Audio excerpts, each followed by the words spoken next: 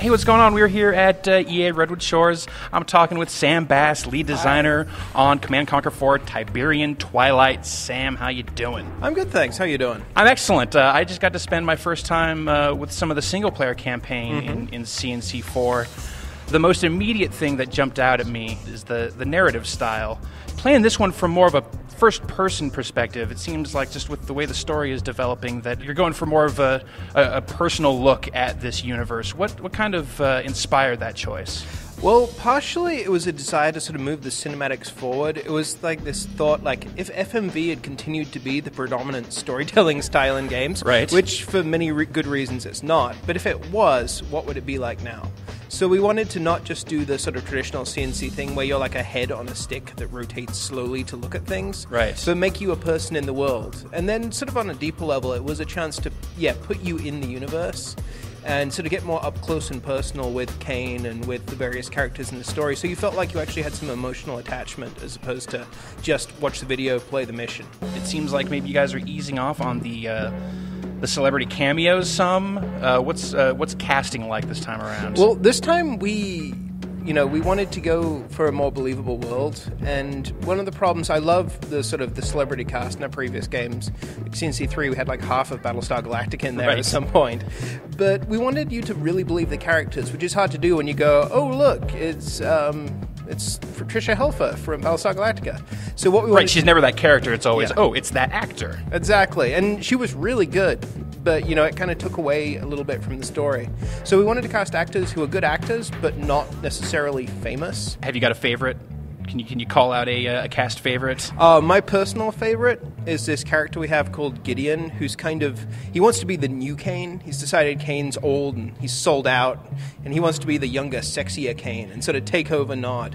And he's one of the primary antagonists in the story, and he has a scene where he kills someone, which is one of the most screwed up things I think we've ever done. It was really fun to shoot, because we're all going, oh man, they're not going to let us put this in the game. And then they did. We just had to tone it down slightly. Let's talk a little bit about the mechanics. Now, this is probably, aside from the tone of the game, one of the biggest shifts for CNC4 is how dramatically unlike past CNC games the overall flow of the action is. Now, you guys have pretty much done away with resource gathering. You've got these mobile bases, which you can, it seems like in certain missions, have multiple of. So if you crap out with one of your bases, you've got a couple other chances to keep going. Yep, every campaign mission you can respawn. We have a limited number, and then in multiplayer you have unlimited respawns because it's objective-based, so it's less about killing the other guy. That definitely helps. What was ultimately your goal with this kind of redesign from the ground up of the play model in CNC4? Well, what we really wanted to do was sort of, if you look at CNC3, there's a very specific way you play CNC3, where it's really about your build order. It's like, if you build the wrong buildings in the wrong order at the beginning, the other guy will win. And that's kind of frustrating if you're not the hardcore guy who knows all the hotkeys and can click 300 times a second and all of that. Well, it kind of assumes, a certain familiarity with, we're talking about, at this point, a decade of conventions. Yeah, it was a desire so we could still have that sort of fast action, build a bunch of tanks, go up and kill the other guy. If you play as our offense class, that's very much what you do. So while we don't have the harvesting, we do have a lot of the classic sort of rush-type behaviors. But what we've done is make it so you can play as a turtle. Because I'm a turtle, which means that as a CNC player, I'm useless. Now, we've got these three classes that you can play as now.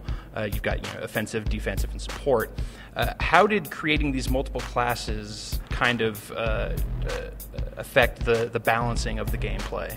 Well, we really had to rethink how we do the sort of multiple tiers of units. Because the traditional thing is your tier 3 units are kind of your game enders.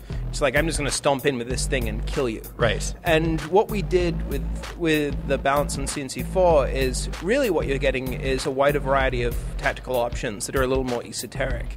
So, the base level units, you can play perfectly well with those. In fact, for a long time when we were first testing the game, you had like 4 units to play with. And we're like, if it's fun with 4 units, then we can only make it better with more. This new structure, does this preclude you from having those wicked, telltale kind of game enders? Because, launching the nuke or doing the satellite strike, that's just one of those telltale Command and Conquer events. You can definitely still do that. We still have the ion cannon, the Nod nuke, and all of those.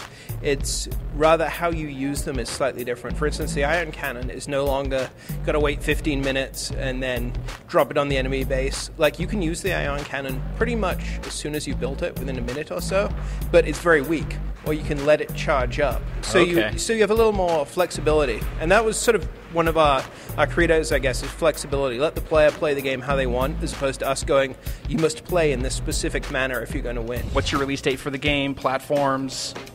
Well, Command & Conquer 4, Tiberian Twilight, comes out March 16th. Excellent. On PC. Thank you very much, sir. Relax. I'm a turtle? Relax. I'm useless. It's the only way to guarantee you so you can play as a turtle.